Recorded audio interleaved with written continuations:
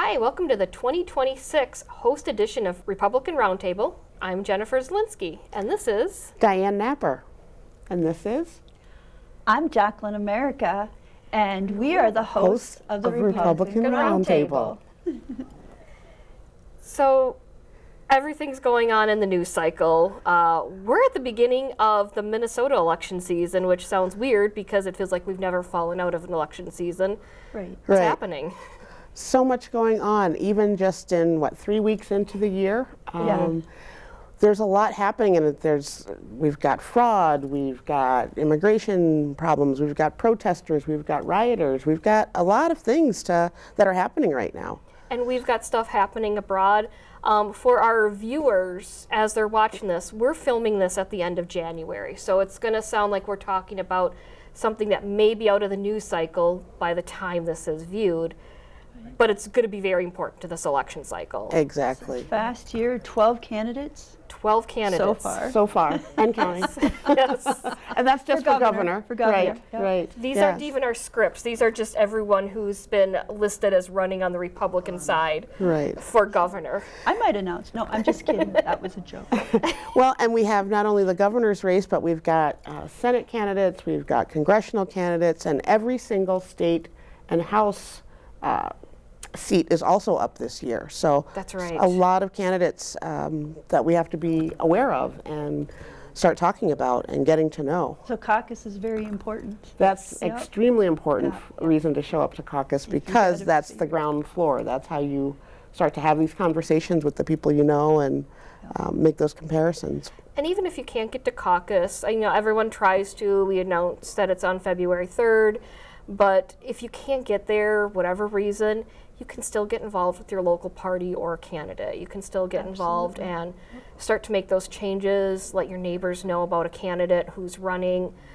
Candidates are always looking for help, so. Right, you can volunteer with a campaign. In fact, if you go to the Minneapolis or the Minnesota GOP website, they have a tool there in their resources where you just point to your area, click on the area where you live, and it will tell you exactly that's new. who your local party unit is that you can go get Oh, connected that's great. with. I didn't even know that. Yeah, I'm looking at Jacquelyn. I didn't even know that. I know you can volunteer. They have like lists like volunteer platform or things like that. So if Right. you want to look at the platform as well, you can look at that as well. The Constitution, all those things are listed on there as well. But that's really cool. Yeah, I like yeah, high that's a new tech now. feature. Yeah. It's very cool.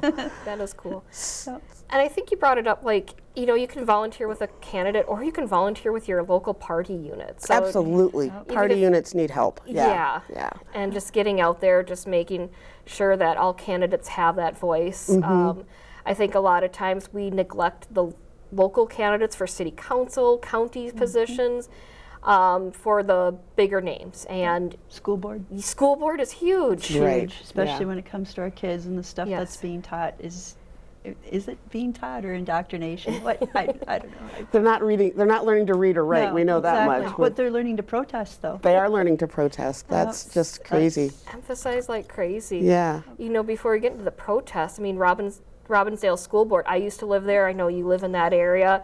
It's been huge in the news. I went to school in that area, and it hasn't changed much, unfortunately. Yeah. But there's no money. They're getting rid of schools. They're getting rid of teachers. They're getting rid of the nurses. It's a crazy mess. And who is paying for that? The kids. Yeah, unfortunately. When I went to school there, it's my little thing. We were rated a 8 school. Now it's rated at a 3. Oh, wow. So it's That is really sad. it's very sad. Yeah. Well, look at the fact that we've got, 50 to 60% of our children in the entire state of Minnesota cannot read or do math at grade level. But be a hero and vote for the increase in taxes to pay for this. Right. And even Minneapolis, half the kids are graduating, if that. if that. But who's been our governor for the last couple of years? Was he in the education system at all? You know what? I think he used to be a teacher. Yeah, isn't that amazing? We actually have somebody who was a teacher. You'd think this would be like the #1 priority. Right. And it has not. And it has That not we'd at have all. stellar schools and Yeah. I mean, Well, we used to have that here in Minnesota. absolutely. I moved here 30 plus years ago, and it was one of the best, it was one of the safest places to live. Right. The best schools, strong economics, big companies, family-oriented, family values. I loved it here when I first moved here. So Absolutely. Even when I lived in Minneapolis, people always look at me crazy, but I would go for jogs and like walks at night when I got home from work. right. And they thought I was weird for doing that in Minneapolis. I'm like, I felt safe in my neighborhood. And then after 2020, I was like, no way am I going to do that. Right. You just, that attitude changed completely. I run through absolutely. my neighborhood with a gun, right here, and that's not okay, really, No. But I'm 10 minutes from North Minneapolis. I know your neighborhood, and it's so weird how it changes from like street to street in that area. Because I lived there, and it was a gorgeous neighborhood, but just there are some areas there that hit you. And so even when talking about all of the crime that's happening in different areas, I mean, I live in a very relatively safe neighborhood. I had my car window smashed a couple years ago, and then my neighbor had his car window smashed not long after mine. But the things that are happening today, the things that are in the news that are making Minnesota, national focus day after day after day. I feel like that part of that's kind of a distraction from the bigger problem, which is the fraud issue.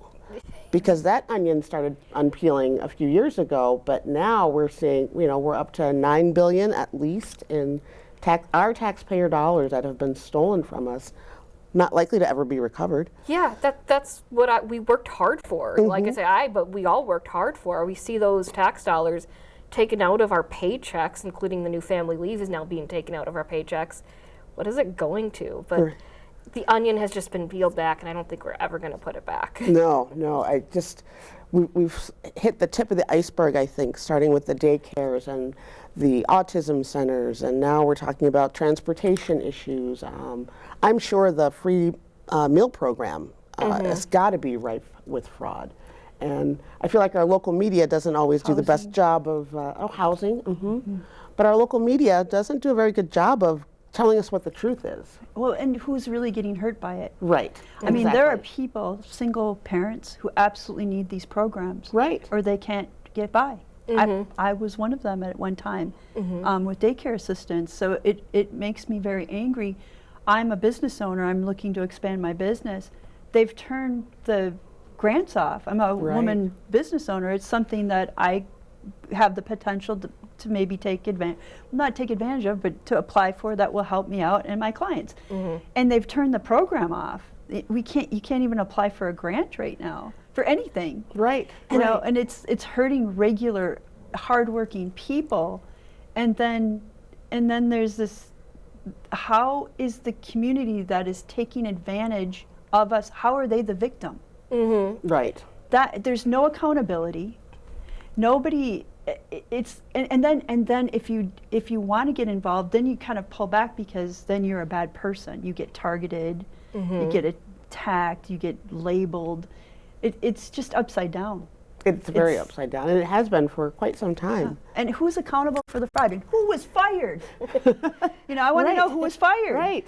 I don't think anybody was. Well, they just sent those Feeding Our Future people to prison, which, if you look at that mess, it was just these people, you said, they set up these centers for kids to have meals, especially over COVID time, and all these places got money, all these people got money, and they weren't doing anything. They weren't giving food to kids. I mean, at the very heart, even, Republican, Democrat, wherever you fall on the political spectrum, you want kids to be taken care of. Absolutely. I mean, we have different ways of doing it, but we want kids to be taken care of. And we know not everyone can sustain on their own, and sometimes they need that help. And the Republicans brought this to the floor in session to get rid of the program a couple cycles ago, not this last cycle, but the cycle before when they had their trifecta, they tried to vote it out, they tried to reduce the money, and the Democrats just rolled over, voted for it, and gave it more money. Yeah. We had a surplus, and now we're so deep in the hole. This isn't fair to our kids either. I have a 25-year-old son. He has to pay for this the Right. rest of his life. Right. And our children, okay, blame, you can point and blame and whatever, be a baby boomer. I'm just kidding. Just kidding. I'm kidding. But, the thing is that we have a responsibility to our children. And this is who's paying for it. And so we can sell these properties that the people that committed fraud in other countries, we can sell the properties. Well, where is that money going to go? Is it going to go back to the taxpayer? Is it going to pay for these programs? What's going to be done with the money if we can get money back from it? That's a really good question. So it's, and I'm sorry, you have to be accountable for it. And so I think the whole administration in Minnesota, the whole thing comes down to is Minnesota needs voter ID. We need it really bad. If we don't have voter ID, really, we can't do anything. If you have a trifecta, where at the end of session, the trifecta, the Democrats, want all this stuff to give away so they can get even more votes and keep their little control. Absolutely. So they just shove it down. They don't even, there's no discussion on the issue, and they just vote everything through. Where does that leave us? They put it in a 1,400-page omnibus bill that no one has time to read. No. Right. And it all gets, we have something in our Constitution about a single subject bill. Right. And right. I don't know the last time we ever followed it. Right. In the Minnesota Constitution? Yeah. And so, where it's leading us is people are leaving our state. The Yep. working people, the people creating jobs. I don't want to be in Detroit. I don't want to live in Detroit. No. But it's like that's where we're going. I don't want to move out of this state either. I've Right. grown up here. This is my home. But, when you have people that are starting to talk about moving down to Nebraska or out to South Dakota Right. or Missouri, Florida. some East Florida where it's more tax friendly, you have representatives that are accountable to their people and that are going to track where those dollars are spent. It's not, that we're not trying to take care of people. It's that we're trying to make sure we track where this money is going. But Jen, we have the most bike trails in the whole entire Oh, world. yeah. I see We have cars. snow, 9 months out of the year, but we have the most bike trails, and it feels good. let me tell you about the bike lanes in Minneapolis. Oh my God, those they're are awful. overabundant. If I didn't have a better car, I'd probably just roll over them and just help everybody else out. Oh, I see cars at the border of Brooklyn Center in Minneapolis. Cars run over those those little white things. Those pylon- Yeah, pylons all the time. It's just funny because that's how they drive in that area where I live, and it's just kind of funny to see. I'm like, there's another bike lane. They have to fix that now. God bless the civil engineers telling us how to live our lives, and the Yes. city planners. Yes. Well, and the lobbyists. It's the people Oh, who absolutely. scream the loudest, who get the ears of the city council and the local governments to enact these, sit on the city council. So, that's why, again, this is the beginning of election season for this year, but because there really is no off switch on election season, every day you have to be aware, you have to get involved, you have to, like you said, at the local level, your city council, your school board, because those are the decisions that most impact your life day to day. Right, and let's not forget the wonderful media too. Yes. Because they control the conversation. Right. So the things with the rating and the ICE being here, and I think, thank God they're here. I don't like being the center of the news cycle nationally or maybe for the world, but we've got a trend going. So, why we're glowing up. We're having to glow up again. But, I can't remember, I don't watch local media because it's just hard. I might tune into weather. Right. And even that gets political sometimes, but so I'll get it through YouTube or I follow different things like Sky News even just to see what the world's how they're talking about us. But there was a thing that the Huffington Post put up, and it said ICE were wielding guns. They're wielding guns. They're law enforcement They're officers. law enforcement officers. They don't wield guns like criminals going into a 7-Eleven. Are Right. you kidding me? Right. But that fires, it puts the fuel underneath what's going on. Also, our governor and the mayor of Minneapolis with their little statements and their big boys swearing. Right. You know, it's like they're fueling all these people. And why are people from Canada in Minnesota protesting ICE? They come from out of the woodwork because it's an organized campaign. Who's paying them? That's follow the money. You know, That's what has to happen. Exactly. And maybe ICE should start doing that too. You know, I've actually thought about applying for it just because it sounds like they're really good benefits. But You get the family leave too now with it. Right, right. go wrestle with your neighbors, you know. No, I'm making light of it, but it can't be a fun job at all. No, and like going back to what you were saying about the media, when a narrative gets set, you know, within hours of a major incident happening, that just it spins people up because they want to hear what they want to hear, and when they're bombarded with that information for 3 days, I've got a 72-hour rule. Big incident happens, I don't comment about it on social media until I know the facts. I am the same way. So Yep. that's just common sense. But there are unfortunately a lot of people who buy into these stories that they're being told, the amount of AI that's out there now that a lot of people still can't discern if they're watching a video that's a real video with real people or something that was generated. Harder. And it Yeah. is getting harder. And so, Oh, they're wagging the dog, right? yeah, exactly.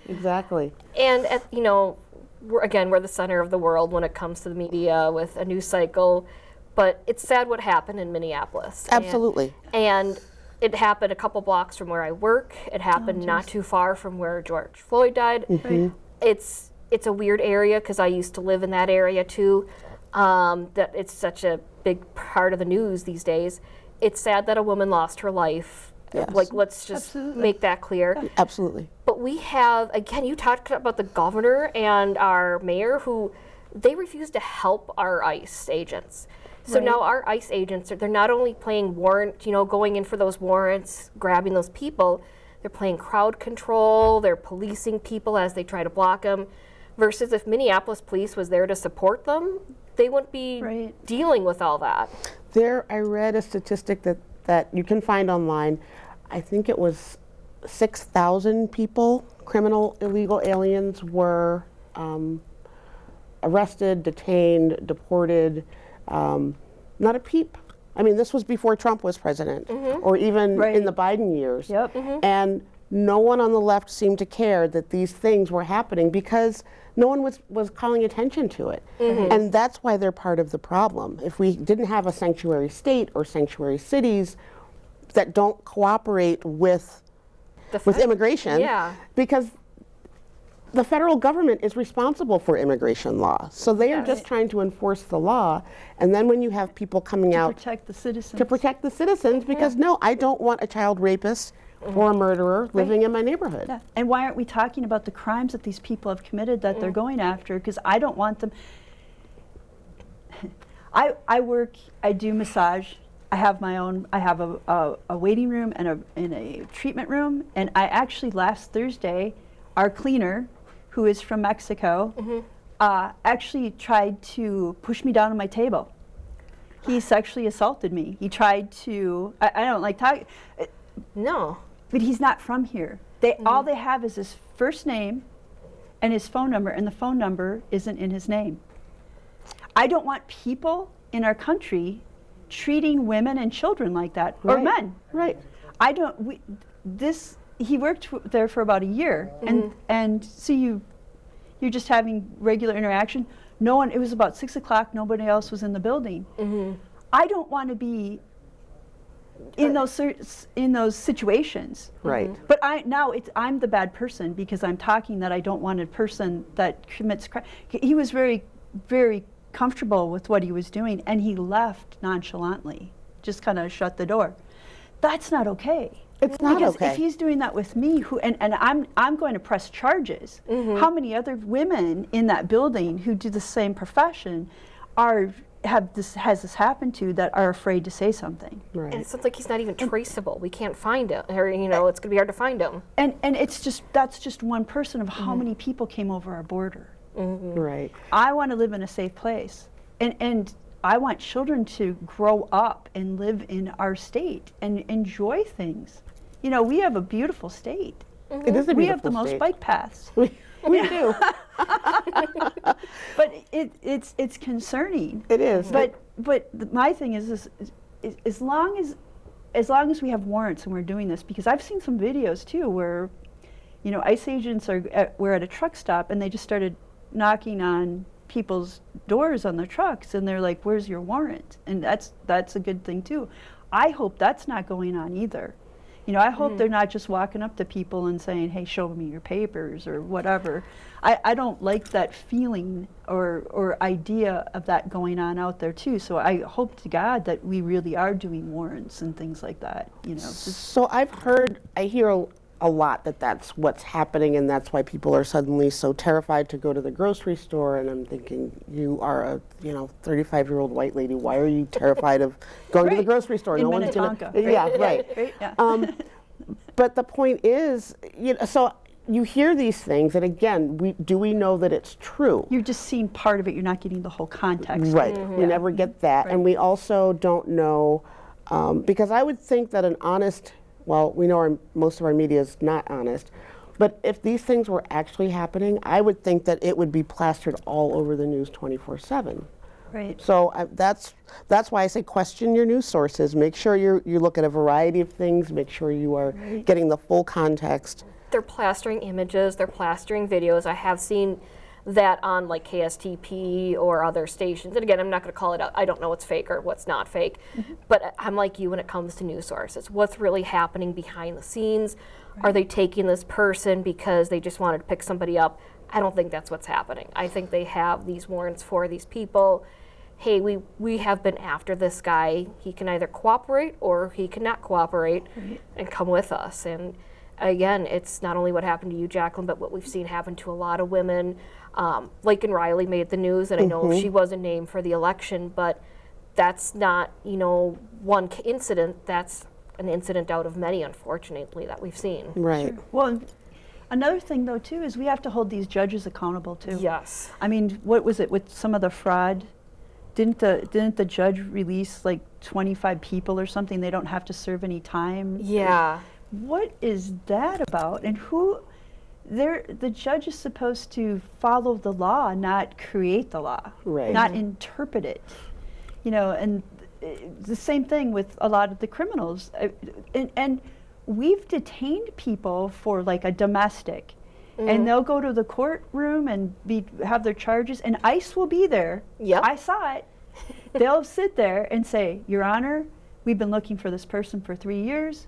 We do not recommend that you release him." And the judge, well, today's your lucky day.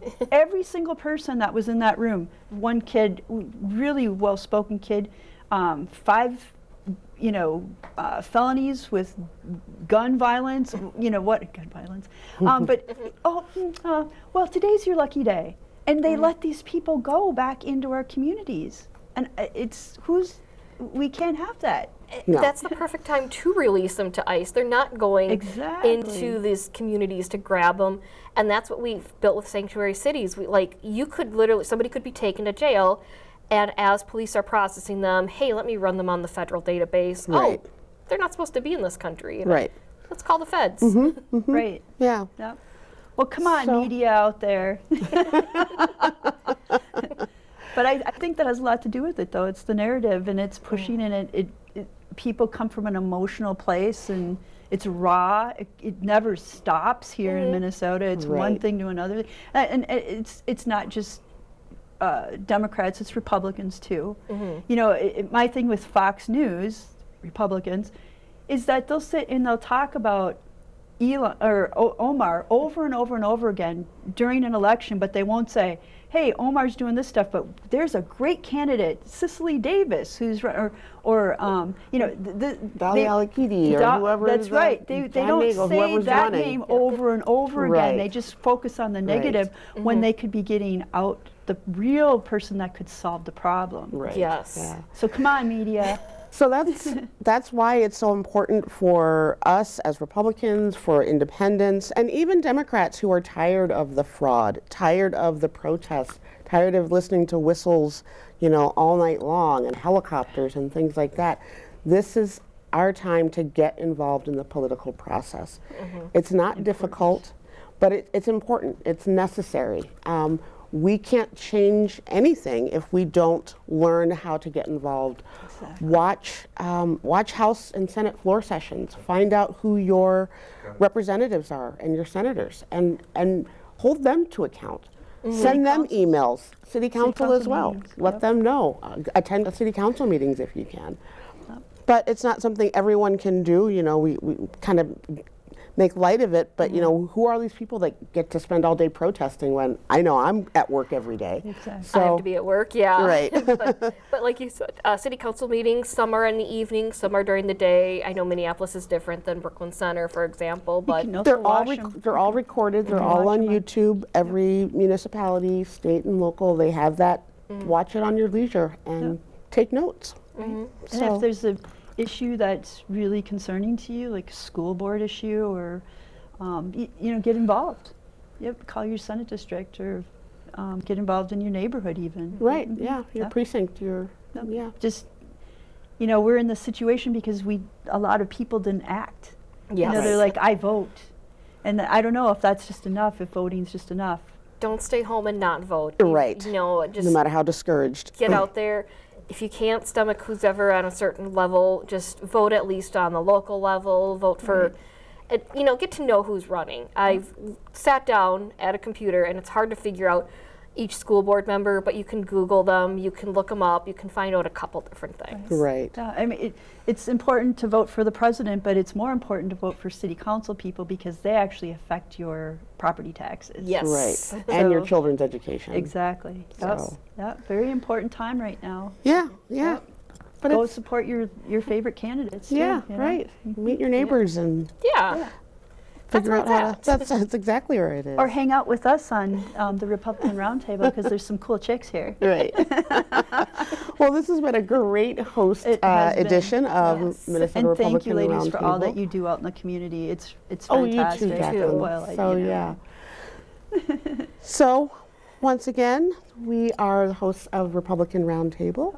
Thank you for joining us, and we'll see you next time. Make sure you get involved and make sure you get informed. Okay, Thank well, you. see you next time.